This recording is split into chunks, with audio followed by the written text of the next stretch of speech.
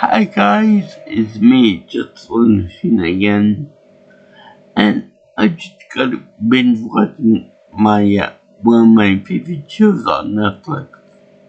A little show that you might know of called Archer, and it's a really good show. But one episode in particular got me thinking about my own experience.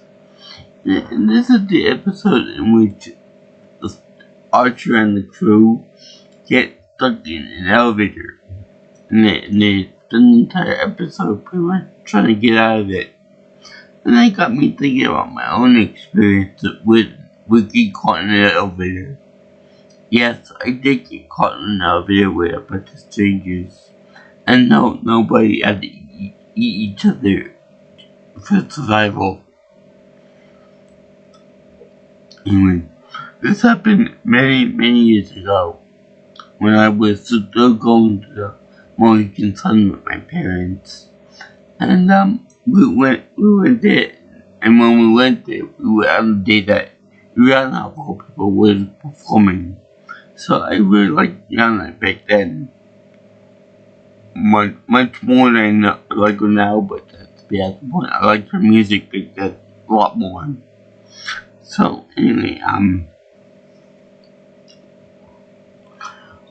we got done with the show, and we all enjoyed it, and we spent the night gambling away. And I actually won like $50. No big deal, right? Better win a little bit than lose a lot, right? So anyway, we go over there, and we're about to leave the place, and then they have the little bank of elevators over there. So I don't know what was going through my mind on the day. Maybe it may have been the fact that I was hoping I could see Rihanna in person and get an autograph and picture or something with me. So I got in the elevator after my parents were about to go to the lobby and get the luggage and stuff in the car and things. So I go up with a nice little family of two kids, one boy, one girl, and their parents. So I get in it with my scooter, which was a few scooters before the one I currently have. So I'm over there having fun with them, listening to the LV music. Hopefully, I was gonna meet Rihanna. Although I didn't know at the time, but Rihanna had probably already taken off to some next location or something, or maybe a vacation or something else. So I was going up there for nothing. But then we heard the elevator just stop, right in between floors or something. So my parents were over there panicking because I wasn't with them, and I was with their family. So for all they know, there could be a bunch of cannibals. Luckily, that was the case. I thought I wouldn't be here talking to you guys. So anyway, I don't know what my parents were doing. They probably yelling at the lobby people or some elevator crew or something. Meanwhile, when I was in the elevator with this family, the father was cool about it. So was the daughter, was just somewhere around maybe 15 or so years old. And a mother was really freaking out. I mean, really freaking out, like saying, "Oh my God, we're gonna die. We're gonna drop down. We're gonna hit the bottom of this elevator shaft, and we're gonna collapse and stuff." No biggie, right? No, I think I can handle. Hearing that from her. Hysterical talk like that. It really didn't bother me that much. But son, and the son was really taken a bad way, a very bad way, which reacted very harshly, crying, having nervous fits, and it was all because of the mother making it worse for everybody else. So, I used my teacher instinct on the kid, and I started talking about like, okay, kid, what do you like?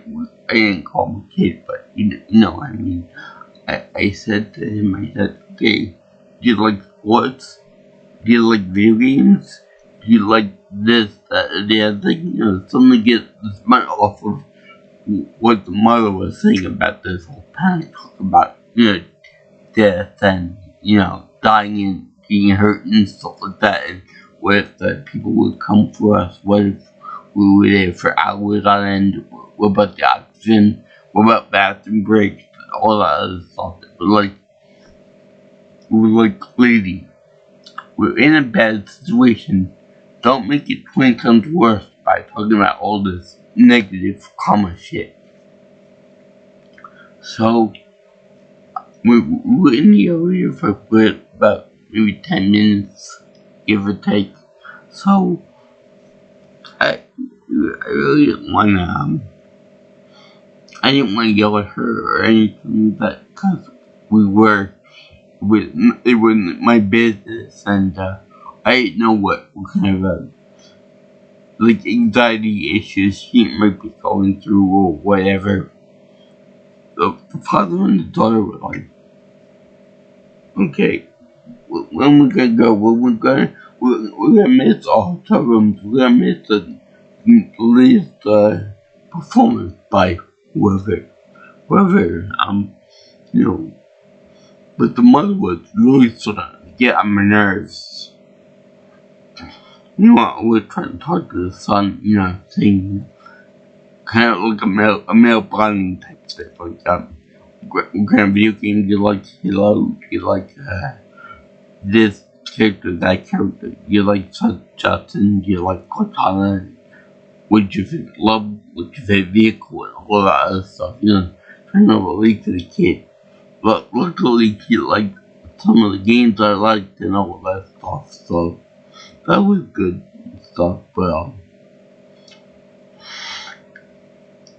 so we finally get out of the elevator. There was no big emergency. The elevator just stuck on the floor. They pulled us down to the lobby and stuff. We all got out of there. Meanwhile, the mother came to me and she, oh, thank you for helping us out. Thank you so much for it. And the father was like, I'm assuming that he probably wanted to give me some kind of a monetary compensation or some kind of something for helping us out in there, because the son was having a real honest to God panic attack over there. It wasn't helped anymore by the mother. Now, I did kind of a rude thing by just going up to get ready for the car and stuff, because the way the thing was set up was that the elevator banks were right here, and then you had the main lobby over here, and then you went to the main lobby this way, and then all the cars and parking lots and things were outside there. So we were pretty close to the cars outside there. So these people were obviously thankful for me for helping them out and stuff. I didn't want any reward or anything, any praise from anybody. I didn't want to talk to anybody because, number one, I was cranky from not getting enough sleep during the night. And second of all, we had like a 3 or 4 hour trip back home. So I really wasn't feeling in the mood to talk with anybody or be congratulatory for anybody. Plus, if I had stayed by to talk to them, I'm sure I probably boiled up the mother, about, making the kids feel worse than what it was, making the situation a thousand times worse, making him feel like crap, making him feel like we were gonna die and stuff, making him feel like that was it, that we were never gonna go outside the car again, making him feel like that was gonna be the last time we ever speak to anybody again. So I really didn't want to. I really didn't want to talk to her. I didn't want to be like. I wasn't really in a happy mood, if you know what I mean. So when we got outside, my mother was like, "Yo, you were so rude to these people. You just had a harrowing experience with them and all that." So I explained to her the situation, and I said to her, that the mother was the one that was making it unacceptable worse, and if let's say something did happen, Grandma Kate was over there hyperventilating. There you go. Oh my God, we're gonna die, we're gonna perish from this earth, and there's so much we gotta do still. Meanwhile, the mother's still rambling on and on about death and all this stuff. I felt like turning and shaking around and said, look what you're doing to your poor son. You make him into a nervous wreck. Shut up, for Christ's sake. It's really starting to piss me off, and you're really starting to get your husband upset too. Stop it. I don't like the idea about telling women to shut up or anything, but still, she was that aggravating, especially in a tense situation like that. I hate to see what it'd be like if we're like being robbed or something at gunpoint. She would have been really, really hyper annoying. Anyway, my father, you did the right thing by not staying around for the glory, for getting the glory for, glory hound and all this stuff. And it's, give me a reward or something. That was good. It could have been hints a little better, but I was a little cranky from lack of sleep, and I didn't want to deal with I didn't want to get late start and stuff, and I didn't want to be reminded of that harrowing situation right then and there. So yeah, if you're in a situation like that, don't harass people. Don't talk about death. Don't talk about this might be the last that we're ever gonna have as a family. Calm, collected, because if let's say the rescue workers need us to do something like open the door to the elevator or climb up a hatch or something, then you can't do that to the maximum of your abilities if you're dealing with a young boy and his mother who's constantly thinking the worst of making the worst of the situation. I am very happy that I was able to help out the poor kid, and I was happy to keep calm. But that was the only thing that I needed, to know that he was alright, and that and that it was fine and dandy, and that nothing was gonna happen to him or the others in the family. I mean, the mother, oh boy, she was a piece of work. Let me tell you, she was a real piece of work. I mean, if you want to say about all this stuff, all this worrying stuff, you save for after we're out of the danger, out of that situation. And you don't keep making it worse and worse with talking to kids like, oh, we're gonna die in this situation, we're gonna perish from the earth before we get to meet a girl and all this stuff. It's like, it was like, stop it.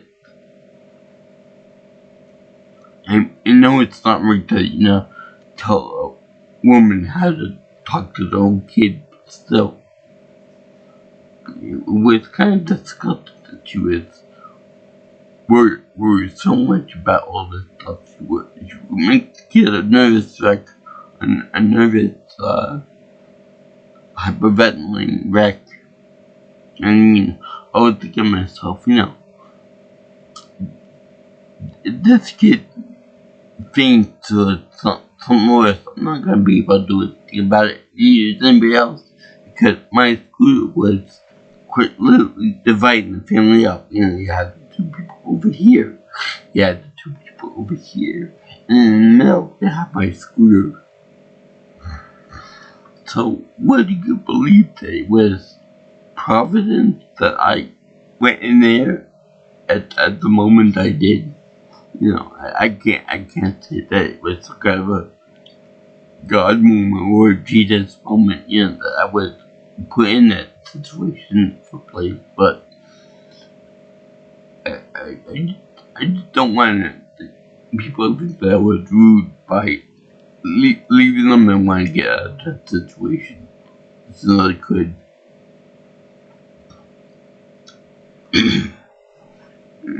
I mean, you guys would do the same thing for them if you were in that situation, right? You would talk the kid down. You want to calm down, or put some kind of interest and think that almost like a hostage negotiation. But yeah, that was my experience being caught in an elevator. And this is way back when I was too I wasn't as built up as I am now, so and I wasn't as coherent as I am now. So back then, seeing someone that could understand me well was good, was real good. And it's very around the time that I went for graduate school, my graduate school for teaching. I put that to good use, I feel, in this situation. Meaning I'm a teacher that likes video games and all that other stuff too. So yeah, that came handy for me. Still with the kid and the adults too. So yeah, let me know if you guys have any situations you want to talk about where you got caught in a elevator with people. Whether it was good or whether it was bad. And what would you do about it afterwards? Would you just stay around in the party and talk to the family again? Or would you want to get out of there as soon as you can? So let me know.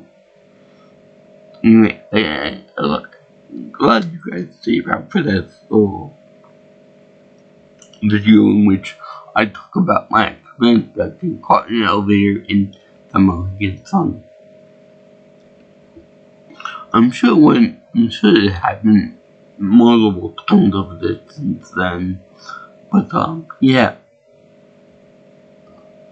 I can guarantee you that it wasn't like my experience with a person that would make everything in 1,000 times worse. And you could see that the kid was scared. And you could see that the father and daughter were like, not again. Please don't do this to him again. Please don't make him think about all these negative things. I know that my own mother wouldn't be that hysterical. And it wouldn't get me so upset. But yeah. Let me know what you have done to anything else. If you guys like what you see here and you want more of my videos, please like, comment, share, and subscribe to my channel. You can also get me for future videos and future information by calling me or texting me at my phone number at 631-707-3707. And if you want, you can always follow me on Twitter or X if you prefer it at PNelsonPro.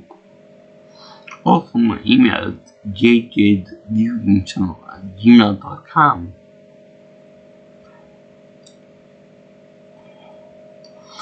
So,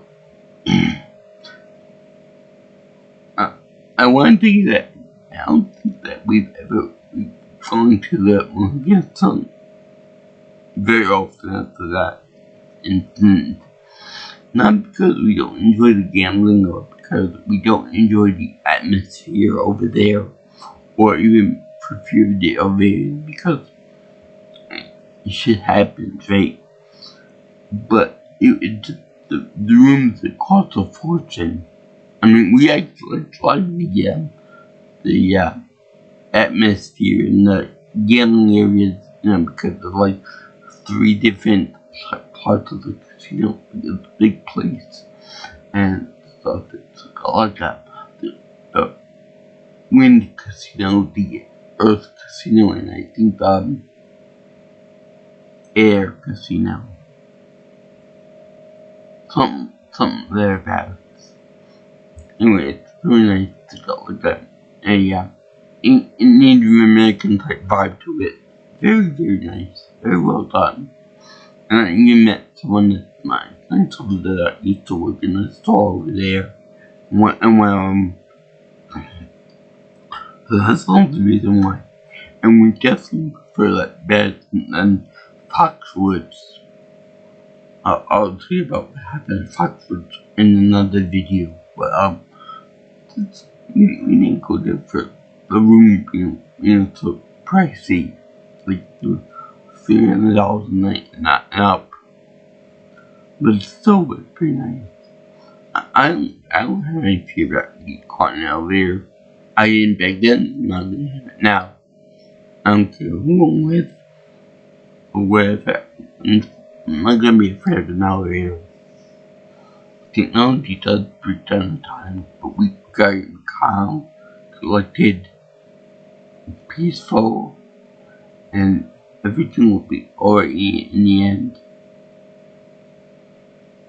So if you people watching it from that night, I salute every one of you guys.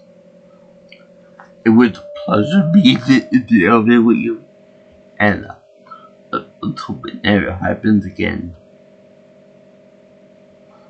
So peace up, my brothers and sisters. I'll see you in the next video.